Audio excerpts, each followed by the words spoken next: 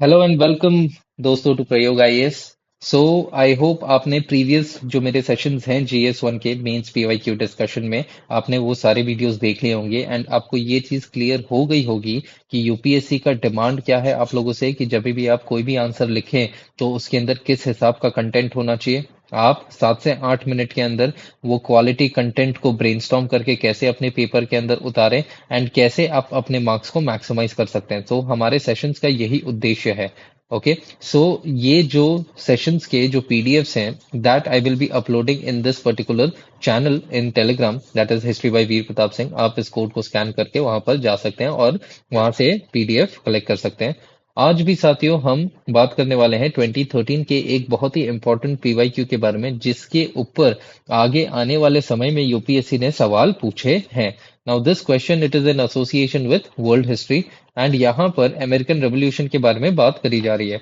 बहुत सारे एस्पिरेंट्स या इनफैक्ट सभी एस्पिरेंट्स ने वर्ल्ड हिस्ट्री के अंदर अमेरिकन रेवोल्यूशन को पढ़ा है बट उन्होंने नॉर्मली अमेरिकन रेवोल्यूशन को पढ़ा है। अब जाहिर सी बात है यूपीएससी आपसे ऐसे सवाल नहीं पूछता है जो आपने सीधा सीधा पढ़ा है। यूपीएससी आपसे ऐसे सवाल पूछेगा जो आपको सीधा एग्जामिनेशन हॉल में ही आपको ब्रेनस्टॉर्म करना पड़ेगा और उसके कंटेंट्स आपको यहाँ पर लिखने पड़ेंगे। So if we turn back to the question, question क्या है?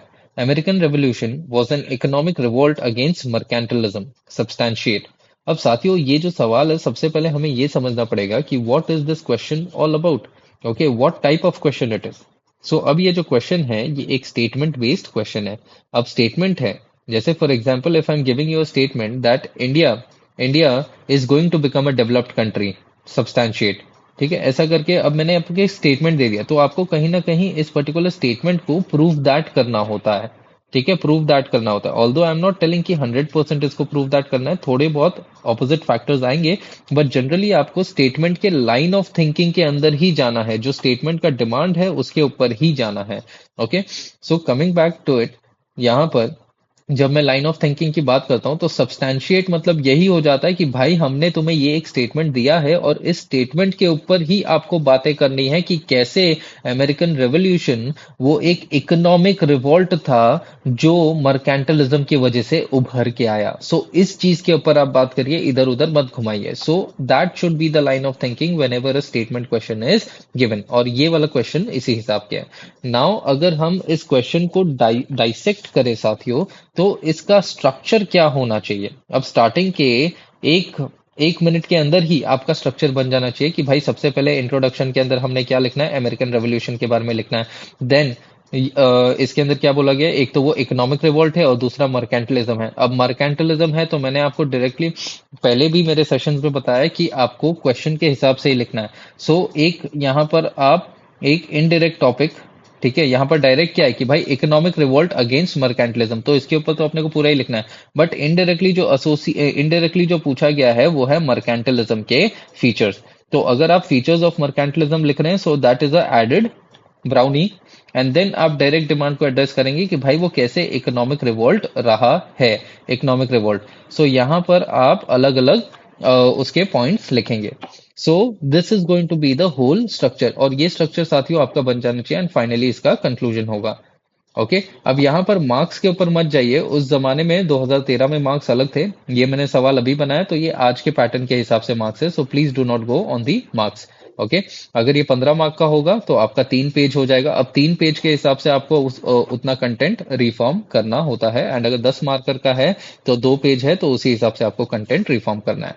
Now if we start with American revolution, अब इसका इंट्रोडक्शन क्या होना चाहिए। जैसे मैंने आपको पहले भी बताया है कि जो भी क्वेश्चन का इसेंस है उसी इसेंस के ऊपर आपका ये पूरा आंसर मतलब इंट्रोडक्शन सेट होना चाहिए। अब इसेंस क्या है, एक तो अमेरिकन रेवोल्यूशन इसेंस है, दूसरा इकोनॉमिक रिवोल्ट एक इसेंस है और तीसरा मर्केंटलिज्म एक इसेंस है। तो ये तीनों भी वर्ड्स साथियों आपके इंट्रोडक्शन के अंदर होने चाहिए। ठीक है, ब्रॉड मैनर में the introduction should always be broad and it should not be specific, क्योंकि अगर आप लिमिट कर दोगे अपने इंट्रोडक्शन को तो आपका बॉडी और ज्यादा कंसाइज हो जाएगा। You will not have much points और आपके 2 पेज या 3 पेज भर ही नहीं पाएंगे और आप आलतू फालतू कंटेंट लिखोगे जिससे आपके नंबर्स जो है वो बहुत कम मिलेंगे। सो ये चीज हमें अवॉइड करनी है यहाँ पर। अब इंट्रोडक्शन की बात करें तो इंट्रोडक्शन में हम क्या देख रहे हैं, देखिए, द अमेरिकन रेवोल्यूशन, ये मैंने वैलिडेट कर दिया उसके टाइम फ्रेम के साथ। The American Revolution, it was a politico-economic upheaval. Generally वो अगर आप ऐसे जनरल इंट्रोडक्शन लिखोगे और सिर्फ पॉलिटिको लिखा, it was a political upheaval और इकोनॉमिक नहीं लिखा, सो अगेन वो एसेंस गलत हो जाएगा, वो चीज नहीं होनी चाहिए। सो यहाँ पर मैंने लिखा है politico economic upheaval during which the colonists and the 13 North American colonies of Great Britain rejected British colonialism. This revolution was deeply influenced by economic grievances against the British mercantilistic system. So यहाँ पर मैंने तीनों भी points को address कर दिया। Okay, and mercantilism it was basically a part of colonialism, so वो भी मैंने यहाँ पर एड्रेस कर दिया। सो मैंने यहाँ पर क्या किया, मैंने इंट्रोडक्शन को एक ब्रॉड डिमेंशन में कवर किया है, जहां पर मैंने एग्जामिनर को ये बताया कि हाँ भाई, अमेरिकन रेवोल्यूशन हुआ और उसके अंदर पॉलिटिक्स तो था ही था, पॉलिटिकल इश्यूज तो थे ही थे। पॉलिटिकल इश्यूज मतलब लॉज वगैरह ऐसे बनाए गए, ठीक है, डिस्क्रिमिनेशन वगैरह करे गए, कॉलोनियलिज्म करा गया, ओके, ऑप्रेसिव लॉज बनाए गए। बट पॉलिटिको के साथ साथ इकोनॉमिक इश्यूज भी थे, और उस इकोनॉमिक इश्यूज के अंदर mercantilistic system was one of the major issue that was there, जिसके वजह से ये अमेरिकन रेवोल्यूशन हुआ। सो यहां पर this is how we need to write the introduction in broad, ठीक है, but to the point, broad but to the point, और एग्जामिनर को पता चल जाए। और वैलिडेट करना है, यहां पर देखिए वैलिडेशन है 13 नॉर्थ अमेरिकन कॉलोनीज, ये हो गया। अगर आप यहां पर मैप बना पाए ना, यूएसए का मैप, ठीक है, अगर आपने ऐसा मैप बना दिया, ऑलराइट, और यहां पर अगर आपने 13 कॉलोनीज ऐसा कर दिया, सो that is also a very good thing that you can do, और इसके आपको जनरली 0.25 नंबर्स मिल ही जाएंगे मार्क्स।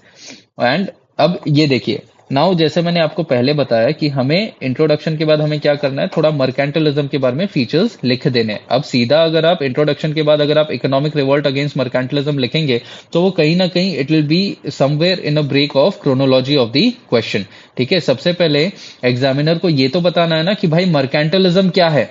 अब मर्केंटलिज्म जब आप बता दोगे, उसके बाद ही तो आप बताओगे कि भाई इस बेसिस के ऊपर तब जाके ये एक इकोनॉमिक रिवोल्ट था।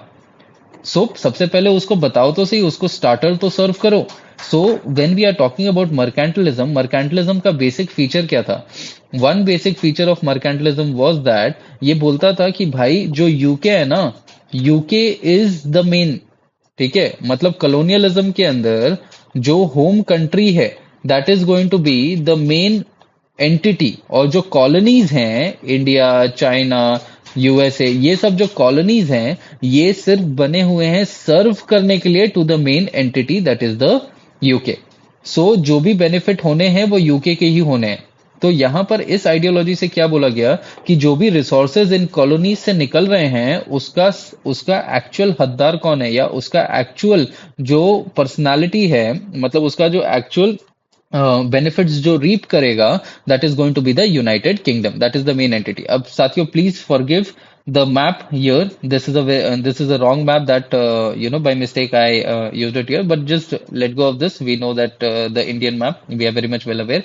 Anyway, I would not like to hurt the sentiments of you people, so I apologize for this particular map angle here. So coming back to the question, यहाँ पर क्या हो रहा है कि इनका मेन ऑब्जेक्टिव यही था मर्केंटलिज्म का, कि जो भी कॉलोनीज थे, उनके जो भी रिसोर्सेज थे, उसका मेन हकदार कौन था? यूनाइटेड किंगडम, और उसके रिसोर्सेज को यूज किया जाएगा for the benefit of United kingdom, और कॉलोनीज का कुछ भी इसमें एंगल नहीं था। अपार्ट फ्रॉम दैट, कॉलोनी ये जो मर्केंटलिज्म था, इसका आइडिया ये था कि जितने भी इसके कॉलोनीज थे, ये जो कॉलोनीज हैं, ये जो भी कानून बनाएगा, वो जो कानून है वो उस हिसाब से होने चाहिए जिससे यूनाइटेड किंगडम को बेनिफिट हो, ठीक है, यूनाइटेड किंगडम के जो ट्रेडर्स हैं उसको बेनिफिट हो। अब वो बेनिफिट कैसे होगा? जैसे आप इंडिया के कॉन्टेक्स्ट में ले लो, जो भी लॉज अंग्रेजों ने बनाए हमारे इंडिया के अंदर, that is one way trade हो गया, या जो ड्यूटीज इन्होंने इम्पोज करे, या जो कस्टम्स इन्होंने इम्पोज करे, इसके वजह से, या जो क्रेडिट हमारे इंडस्ट्रीज को नहीं मिलते थे, जो इंडस्ट्रीज हमारे यहाँ पे सेटअप नहीं हो पाए, ये सब क्या थे? ये सब लॉज ऐसे थे जिसके वजह से जो ब्रिटिश कैपिटलिस्टिक सिस्टम है उसको बेनिफिट मिलता था। और अगर ब्रिटिश कैपिटलिस्टिक सिस्टम को बेनिफिट मिलेगा तो जाहिर सी बात है वो प्रॉफिट्स में रहेंगे। एंड मर्केंटलिज्म का यही मेन फीचर था कि the British it should be in profit, ठीक है, जो ब्रिटिश के पास इकोनॉमिक सरप्लस होना चाहिए, और इकोनॉमिक सरप्लस मतलब यहां पर ट्रेड सरप्लस। अब जब मैं ट्रेड सरप्लस की बात कर रहा हूं, यहां पर वन वे ट्रेड की आप बात कर लो इंडिया के अंदर ही। अब जब इन्होंने वन वे ट्रेड या कस्टम्स ड्यूटीज ये सब इम्पोज करे थे इंडिया के अंदर, जो शुगर क्लॉथ इन सब के ऊपर, टेक्सटाइल के ऊपर जो कस्टम्स ड्यूटीज इम्पोज करे थे ताकि इंडियन गुड्स सेल नहीं हो पाए बाहर, तो इसका मेन ऑब्जेक्टिव क्या था कि ब्रिटेन के जो टेक्सटाइल्स हैं या शुगर है वो सेल होना चाहिए, जिसके बेसिस पे जो ब्रिटिश लोग थे उनको ज्यादा प्रॉफिट मिलेगा। और जब ब्रिटिश को ज्यादा प्रॉफिट मिलेगा तो जाहिर सी बात है ब्रिटिश का जो ट्रेड रहेगा वो कहीं ना कहीं सरप्लस में रहेगा। So another main objective of mercantilism was to be in trade surplus and to benefit the British traders.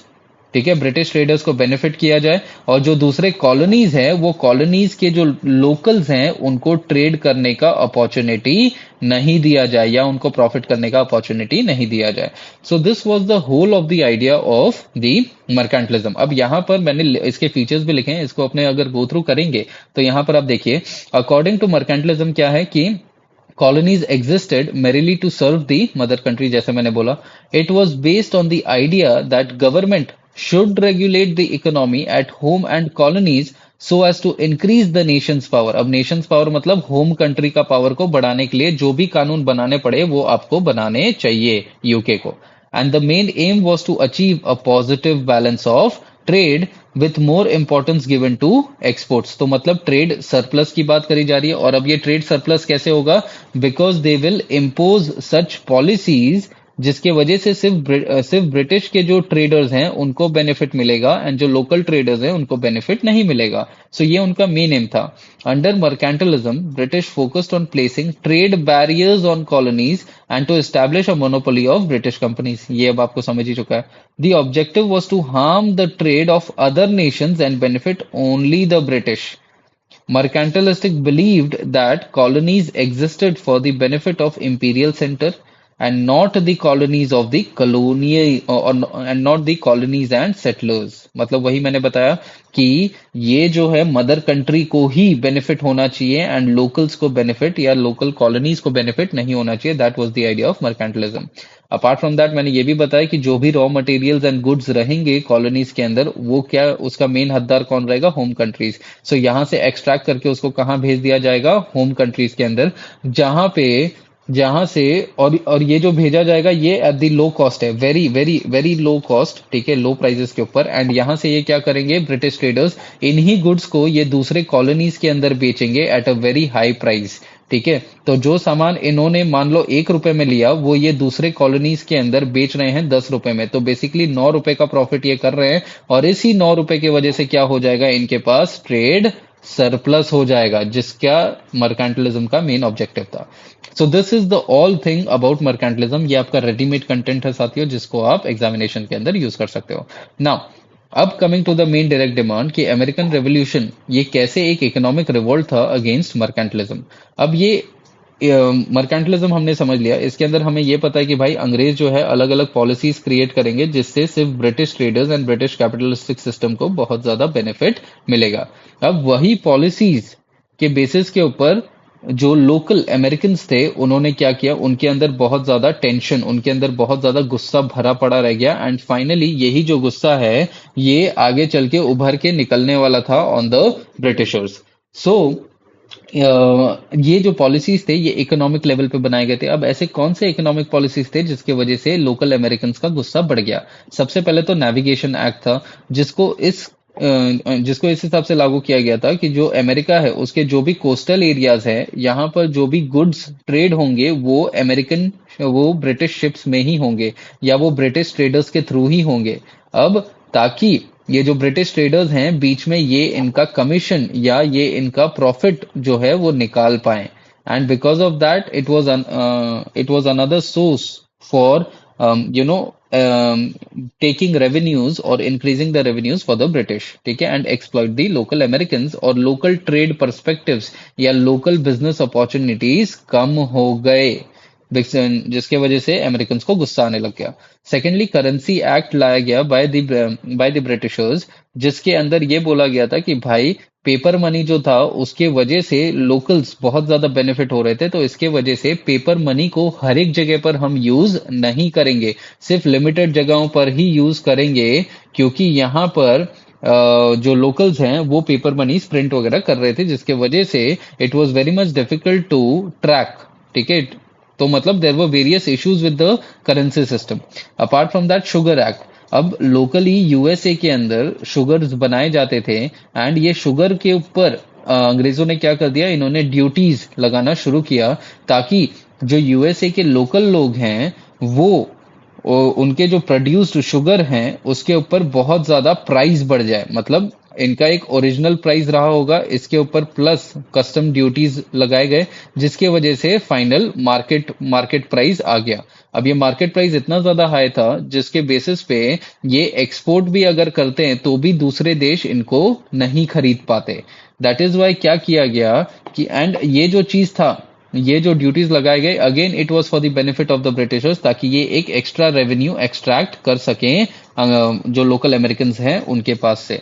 सो यहाँ पर इसका एक नेगेटिव इम्पैक्ट क्या था कि जो लोकल अमेरिकन थे, फार्मर्स थे, एग्रीकल्चरल्स थे, उनको बहुत ज्यादा गुस्सा आने लग गया जो ब्रिटिशर्स है उनके ऊपर, और फिर इन्होंने क्या किया कि इन्होंने ब्लैक में अपने शुगर वगैरह को सेल करना शुरू किया। Now the sugar act, it was a part of molasses act जो इन्होंने पहले शुरू करा था। ठीक है, in the past, that is one another thing. Apart from that अंग्रेजों ने स्टैंप एक्ट शुरू किया, दैट इज जो भी पेपर्स बनेंगे, अब वो पेपर्स कोई कुछ भी हो सकते हैं, जैसे कि ऑफिशियल डॉक्यूमेंट्स हो गए, न्यूज़पेपर्स हो गए, पैम्पलेट्स हो गए, इवन प्लेइंग कार्ड्स हो गए, इन सब के ऊपर क्या रहेगा, स्टैंप। इन सबको स्टैंप पेपर के, ये मतलब इन सबके ऊपर स्टैंप पेपर रहेगा जो ये दर्शाएगा कि भाई इनके ऊपर स्टैंप ड्यूटी पे किया गया है। अब ये स्टैंप ड्यूटी भी, it is also one another form of extracting revenues. तो हर एक जगह पर अब सोचो, अगर आपके टॉयलेट पेपर के ऊपर भी अगर ड्यूटी लगाई जाए और आपको बताई जा रही है, मतलब बेसिक नेसेसिटी है ना, newspaper is a basic necessity, अगर इसके ऊपर आप बहुत ज्यादा ड्यूटी लगा रहे हो या टैक्स लगा रहे हो, जाहिर सी बात है लोकल्स को वो बहुत महंगी पड़ेगी, price is going to be high, जिसकी वजह से वो अफेक्ट होंगे। एंड यहाँ से ये लोकल्स को ये लग रहा था कि ये हमारे हर एक बेसिक लाइवलीहुड फीचर्स में भी ये टैक्स करके हमें बहुत ज्यादा पेन दे रहे हैं, that is why we are at a revolt against them, मतलब उन्हें गुस्सा आ रहा था। देन क्वार्टरिंग एक्ट इन्होंने लाया कि जो भी ब्रिटिश फोर्सेस अमेरिका के अंदर जाएंगी, उन सबको खाना पीना, यहाँ वहां जाना रहना, ये सब कौन करेगा, लोकल अमेरिकन के खर्चे पे होगा। So that raised the economic cost, जिसके वजह से इन्फ्लेशनरी प्रेशर आया। ठीक है, यहाँ पर लोकल अमेरिकन के पैसे बहुत ज्यादा इन सब चीजों में खर्चे होने लग गए, तो उनका जो क्रेडिट कंट्रोल था, या जो क्रेडिट ग्रोथ था, या जो लोकल इंडस्ट्रीज का ग्रोथ था, वो कहीं ना कहीं हैम्पर हुआ। लेटर ऑन रेवेन्यू एक्ट लाया गया, जिसके अंदर ये बोला गया कि भाई जो भी कॉलोनियल पोर्ट्स थे यूएसए के अंदर, अब इसके अंदर जो भी इंपोर्ट्स होंगे वो इंपोर्ट्स के ऊपर क्या होगा कि ड्यूटीज लगाए जाएंगे, और यही ड्यूटीज ब्रिटेन के लिए एक नया सोर्स ऑफ रेवेन्यू बना। And finally commissioner of customs act लाया गया, जिसके अंदर ये बोला गया कि हम एक एडमिनिस्ट्रेटिव मशीनरी सेटअप कर रहे हैं, जो क्या करेगा कि जो भी कस्टम्स, मतलब जो भी पोर्ट्स के ऊपर जो भी कस्टम्स वगैरह के अंदर जो चीजें, एज इन जो प्रोडक्ट्स मंगाए जा रहे हैं कॉलोनियल पोर्ट्स के अंदर, उसको ये जो एडमिनिस्ट्रेटिव मशीनरी है वो कभी भी चेक कर सकती है, इलीगल सर्च कर सकती है। ठीक है, उनको इलीगल टैक्स ले सकती है उनसे, मतलब basically it was to regulate and to keep the monopoly of the British traders and to suppress the American यहाँ पर। एंड इसकी वजह से क्या हो गया कि ये जो कमिश्नर ऑफ कस्टम्स एक्ट है, मतलब एक कमिश्नर बनाए गए थे, और ये जो पोजीशन है इसका बहुत ज्यादा दुरुपयोग किया गया, जिसके बेसिस पे लोकल्स का जो ट्रेडिंग पर्सपेक्टिव है वो कहीं ना कहीं कम हो गया। इनसे इलीगल पैसे और करप्शन, मतलब इलीगल पैसे एक्सट्रैक्ट किए जाते थे, करप्ट सोसाइटी कहीं ना कहीं ये इसका इमर्जेंस और इसका स्ट्रेंथनिंग हो रहा था। इन सब चीजों की वजह से क्या हो गया कि लोकल अमेरिकन को बहुत ज्यादा गुस्सा आया। सो ये जो चीजें है ना साथियों, अभी जो हमने डिस्कस किया, ये क्या देख रहे हैं हम कि भाई एक नेगेटिव इकोनॉमिक इम्पैक्ट हुआ अमेरिकन के ऊपर, जिसके बेसिस पे इन्होंने क्या किया, they did the American revolution. Political level अलग है बट ये इकोनॉमिक लेवल है। अब ये जो सारे फीचर्स, ये जो सारे पॉलिसीज हमने देखे, ये किसके कौन से आइडियोलॉजी के अंदर आते हैं? ये मर्केंटलिज्म के ही आइडियोलॉजी के अंदर आते हैं, क्योंकि जो मर्केंटलिज्म अभी हमने देखा उसका मेन उद्देश्य क्या था? ब्रिटेन को सबसे ज्यादा फायदा पहुंचाना at the cost of the colonies. और यही मर्केंटलिज्म के आइडियोलॉजी के बेसिस पे ये सारे पॉलिसीज बनाए गए, जिसके वजह से लोकल अमेरिकन को बहुत ज्यादा टेंशन और स्ट्रेस और जो negatives हैं वो फेस करना पड़ा। So this is going to be the whole body of your answer and finally there is going to be the conclusion. अब कंक्लूजन के अंदर आप क्या लिखेंगे कि यहाँ पर क्वेश्चन देखिए, American revolution was an economic revolt against mercantilism. ठीक है, सो कंक्लूजन के अंदर again I am keeping this statement, ये क्या बोलते हैं, मैं इसको एक काम करते हैं, इसको मैंने ऐसे ही रखा हुआ है। तो आप क्या करेंगे, आप ये वीडियो देखने के बाद you give a model conclusion. ठीक है, आपके हिसाब से मॉडल कंक्लूजन क्या होना चाहिए इस पर्टिकुलर क्वेश्चन का, ये आप मुझे बताइए, क्योंकि इसके पहले हमने 9 से 10 सेशंस ऑलरेडी कर लिए हैं। तो आपको ये चीज यहाँ पर आप मुझे लिख के बताइए, ताकि मुझे पता चले कि आप कितना फॉलो कर रहे हैं जो भी हम यहाँ पर कर रहे हैं उस चीज को। So with this I will thank every one of you for watching. ये जो सेशन के जो पीपीटीज हैं, जो पीडीएफ है, वो आपको मेरे टेलीग्राम चैनल पे मिल जाएंगे। Once again do like, share and subscribe, और अगर आपको पसंद आया है सो डू कमेंट। ठीक है, एंड क्या क्या नई नई चीजें और हम कर सकते हैं उसके बारे में भी आप बता सकते हैं। Thank you everybody for watching.